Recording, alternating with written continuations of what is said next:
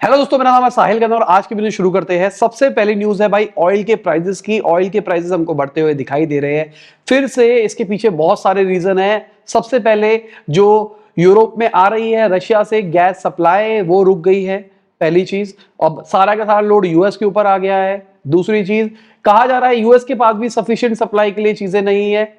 तीसरी चीज, तो ये सारी चीजें हो रही है, इस चक्कर में रेट बढ़ते हुए दिखाई दे रहे हैं। अब देखते हैं कितने रेट बढ़ते हैं, कहां तक बढ़ते हैं। और रेट बढ़ने की बात कर रहे हैं तो जो मैंने कहा था आज से 2-3 महीने पहले, वो ये हमको दिखाई दे रहा है। पर मेरी डेट थोड़ी आगे 1-2 दिन पीछे हो गई। मैंने अगस्त में बोला था और इंडिया में तो अगस्त में अभी होगा। अब आपको देख लेना, ऐसा ही होगा। फेडरल ने फिर से इंटरेस्ट रेट बढ़ा दिए हैं 0.7%। अब क्यों बढ़ाए जा रहे हैं? जो इन्फ्लेशन है उसको कंट्रोल करने के लिए। तो यूएस के अंदर तो इंटरेस्ट रेट बढ़ गया है, अब उसकी वजह से पूरी दुनिया के इंटरेस्ट रेट आपको बढ़ते हुए दिखाई देंगे। तो अभी उन्होंने अनाउंसमेंट कर दी है, जल्दी हमारे इंडिया में भी अनाउंसमेंट हो जाएगी। अगर किसी ने मेरी रिसेशन वाली वीडियो देखी, उसके अंदर मैंने बोला है कि मुझे ऐसा लगता है कि अगस्त के अंदर फिर से रेट बढ़ेंगे। अगस्त ऑलमोस्ट आ गया है, अभी आरबीआई भी जल्दी से डिक्लेयर कर देगा कि भाई इंडिया के अंदर इंटरेस्ट रेट बढ़ गया है। अगली खबर मारुति सुजुकी की है। तो उनके नेट प्रॉफिट में 130% का इंक्रीमेंट आया है। तो उनका Q1 फाइनेंशियल 23 का जो नेट प्रॉफिट है वो 1012.8 करोड़ पे पहुंच गया। अगर मैं पिछले ईयर से कंपेयर करके चलूं तो उस टाइम पे 440 करोड़ के आसपास हुआ करता था। अगली खबर शेयर मार्केट की है। तो मार्केट हमको रिकवर होती हुई दिखाई दे रही है। वीक की स्टार्टिंग के अंदर ऐसा लग रहा था कि भाई मार्केट क्रैश कर सकती है, पर ओवरऑल अब हम देख रहे हैं मार्केट एकदम तेजी से बढ़ रही है। हमने देखा था जोमेटो के शेयर्स बहुत ही गंदे तरीके से क्रैश करे थे, पर अभी हमको थोड़ा सा रिकवर करता हुआ दिखाई दे रहा है। क्रैश उस टाइम पे करे थे क्योंकि वो 1 साल कंप्लीट हो गया था। बहुत सारे लोगों ने जिनके पास पड़े थे उन सबने बेच दिए थे, ये लॉजिक था जो कहा जा रहा था। अब जो कंपनी है जोमेटो, उन्होंने ईसॉप्स ऑफर की है अपने सारे एम्प्लॉयज को 1 रुपए के अंदर। 4.6 करोड़ के शेयर्स दिए जा रहे हैं 1 रुपया ईच के अंदर। तो इतने सारे शेयर्स एम्प्लॉयज को दे दिए जाएंगे, उसकी वजह से लोगों के पास तो पैसा आ ही गया 1 रुपए में। ठीक है, 1 रुपए में इतने सारे शेयर मिल रहे हैं लोगों को। कंपनी को लॉजिकली दिखाना पड़ेगा उनकी इनकम 4.6 करोड़ की हुई है, पर लोगों के पास बहुत सारा पैसा आ जाएगा। शेयर की डिमांड क्रिएट होगी और शेयर के प्राइस हमको बढ़ते हुए दिखाई दे सकते हैं। अगली खबर वॉलमार्ट की है। तो वॉलमार्ट 8% तक घट चुका है। और जो इस वॉलमार्ट ग्रुप के पीछे पूरी फैमिली है, वॉल्टन फैमिली, तो वॉल्टन फैमिली जो कि दुनिया की रिचेस्ट फैमिली है, उन्होंने तकरीबन $11.4 बिलियन का लॉस रिपोर्ट किया। मतलब उनकी नेटवर्थ इतनी घटी है। अगर मैं यूएस की वॉल स्ट्रीट की बात करके चलूं तो वहां पे थोड़ा सा सही सा दिखाई देता जा रहा है। अल्फाबेट बढ़ता हुआ हमको दिखाई दिया है, माइक्रोसॉफ्ट हमको बढ़ता हुआ दिखाई दिया है। जैसी उनकी रिपोर्ट्स आई है उस रिपोर्ट्स के हिसाब से सब कुछ सही दिखाई दे रहा है। अगली खबर G7 की है।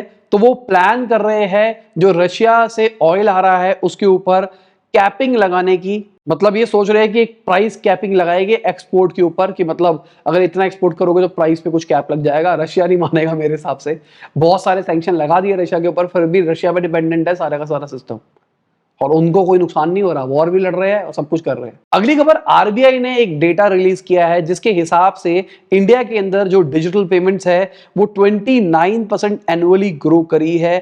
अगर हम मार्च एंड 22 तक की बात करके चलते हैं, बहुत ही अच्छी चीज है। डिजिटल इंडिया हो रहा है और सब कुछ अच्छा होना शुरू हो जाएगा अगर सब कुछ डिजिटल शिफ्ट हो जाता तो। क्योंकि फिर सारे जो इतनी भी ट्रांजेक्शन होगी वो सारी पक्के की होगी, सारे के सारे गवर्नमेंट ट्रैक कर पाएगी और बहुत सारे लोग फिर इनकम टैक्स देंगे और गवर्नमेंट के पास में नेट कमाई बढ़ेगी। कमाई बढ़ेगी तो शायद डेवलपमेंट में ज़्यादा लगाएंगे। करप्शन भी हो सकता है पर शायद डेवलपमेंट में भी ज्यादा लगे। अगली खबर, हमारी गवर्नमेंट से पूछा गया क्या आपने चाइना के कोई प्रोडक्ट्स के ऊपर बैन लगाया है कि भाई वहां से प्रोडक्ट्स इंडिया में नहीं लाने हैं। तो हमारी पीयूष गोयल जी ने बताया कि भाई ऐसा कोई रिस्ट्रिक्शन नहीं लगाया गया, किसी भी कंट्री स्पेसिफिक के ऊपर नहीं लगाया गया है कोई भी रिस्ट्रिक्शन। इनफैक्ट उन्होंने एक और डेटा डिक्लेयर किया, पिछले 5 साल के अंदर 29% इंडिया के इंपोर्ट्स बढ़े हैं चाइना से। तो हमने ज्यादा इंपोर्ट किया है ओवरऑल। अगली खबर आईटी डिपार्टमेंट की है। तो उन्होंने बहुत सारे हॉस्पिटल्स के ऊपर छापे मारे हैं टैक्स एवेशन के केस के चक्कर में, कि उन्होंने पैसे मतलब टैक्स नहीं दिया है और बहुत सारा काला धन इकट्ठा किया है। तो बहुत सारे पकड़े गए हैं, मतलब उनको एलिगेट किया गया है। पता लगेगा क्या हुआ, कौन कौन फंसा, कितने कितने गए। अगली खबर टाटा मोटर्स की है। तो टाटा मोटर्स ने अपना कंसोलिडेट नेट लॉस 5,000 करोड़ से ज्यादा रिपोर्ट किया है Q1 के अंदर। पहले 4451 करोड़ रुपीस हुआ करता था, बड़ा है ओवरऑल नेट लॉस।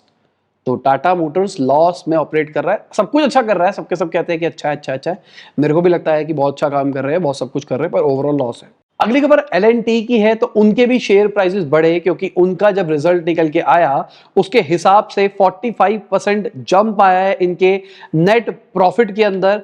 अगर हम जून क्वार्टर की एंडिंग की बात करके चलते हैं, इस चक्कर में शेयर प्राइसेस बढ़ते हुए दिखाई दिए। अगली खबर टाटा स्टील की है, तो उन्होंने MOU साइन कर लिया है जो ड्रोन स्टार्टअप है उनके साथ में। अभी क्यों किया जा रहा है, जो माइनिंग है उसको सही किया जाएगा टेक्नोलॉजी का यूज करके। तो माइनिंग के अंदर बहुत सारे लोग हेल्थ वेल्थ के पॉइंट ऑफ व्यू से में नुकसान होता है, कई लोग मर भी जाते हैं और खर्चा भी बहुत आता है, तो अब ड्रोन्स माइनिंग में हेल्प करेंगे। अगली खबर न्यू स्पेस इंडिया लिमिटेड की है। जिनको नहीं पता, ये इसरो की कमर्शियल आर्म है, मतलब जहां से इसरो पैसा कमाने का प्लान करता है।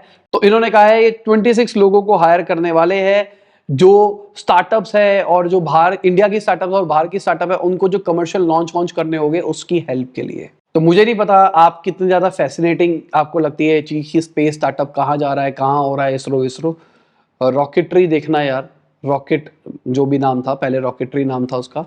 मैं तो फर्स्ट डे शो देख के आया था, लेट नाइट शो, क्योंकि मैं चाहता था उस मूवी को सपोर्ट करना। मैंने वीडियो में पहले भी बोला था, तो जिन लोगों ने देखी नीचे कमेंट में जरूर बताना कि कैसी लगी थी वो पिक्चर।